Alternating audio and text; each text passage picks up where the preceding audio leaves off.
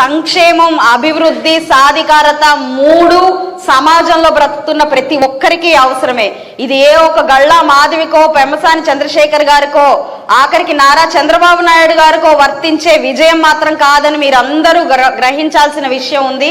ప్రతి ఒక్కరి సక్సెస్ కాబట్టి మీరందరూ దయచేసి రానున్న ఈ 10 రోజుల్లో మీకు సాధ్యమైనంత, మీరు చెప్పగలిగినంత, మీరు విశ్లేషించగలిగినంత మీరు మీ వంతు కృషి చేస్తే రాష్ట్ర అభివృద్ధిలో ప్రతి ఒక్కరం పాలు పంచుకున్న వాళ్ళం అవుతాము.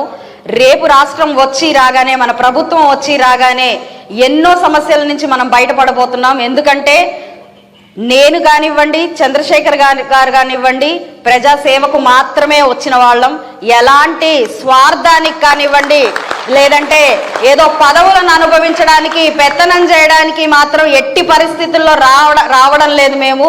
కాబట్టి ఒక నిబద్ధత గల నాయకుడి కింద ఆ నీడలో వస్తున్న మరో నిజాయితీ పరులైన నాయకురాలిగా నేను వస్తున్నాను. కాబట్టి మీరందరూ దయచేసి ఆశీర్వదించి నిజమైన సంక్షేమాన్ని చూద్దాం, నిజమైన అభివృద్ధిని చూద్దాం.